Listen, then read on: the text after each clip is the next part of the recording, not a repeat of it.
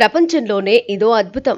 ఇన్ని రకాల అరటి పండ్లను ఒక్కచోటే, అది కూడా ఒక్కడే ఒక ఉద్యమంలా పండించడం ఇప్పుడు అందరినీ ఉర్రూతలూపుతున్నది. ఎక్కడా ఎప్పుడూ జరగనట్టు ఏకంగా 400 రకాలకు పైగా అరటి పండ్లను పండించి, ఆ మాటకొస్తే లోకంలో ఇన్ని రకాల అరటిపళ్ళా అని మనం నోరు వెళ్ళబెట్టక తప్పదు.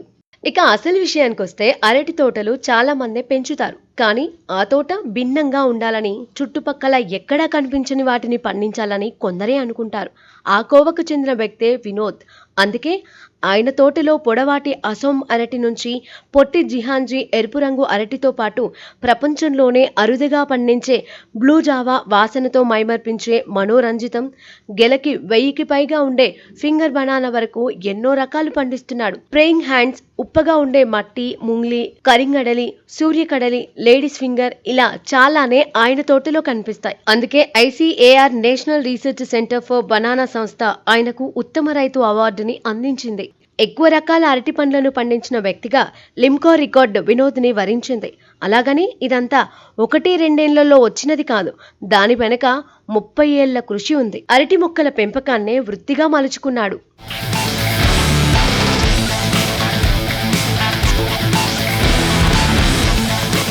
అయితే అందరిలా ఒకే రకం కాకుండా రాష్ట్రంలో ఎక్కడా కనిపించని రకాలన్నింటినీ పండించాలని అనుకున్నాడు. అందుకోసం గుజరాత్, కర్ణాటక, మహారాష్ట్ర, ఆంధ్రప్రదేశ్, తమిళనాడు, బెంగాల్, ఒడిశా, అస్సోం, మణిపూర్ ఇలా ఎక్కడ ఏ వెరైటీ ఉందంటే అక్కడకు వెళ్ళాడు.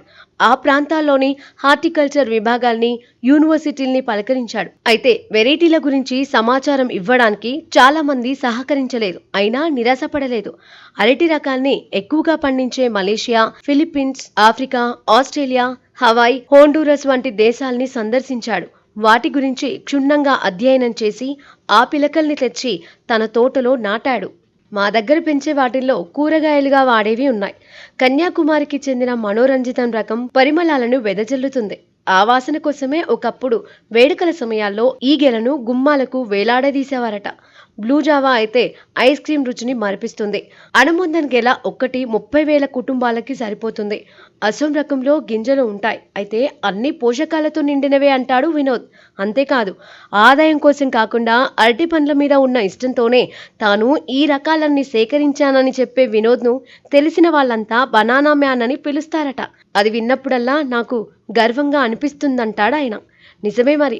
ఒక ఉద్యమంలో ఒక వ్యక్తి ఇలా 430 రకాల అరటి రకాల్ని పెంచడం అంత ఈజీ అయితే కాదుగా మరి.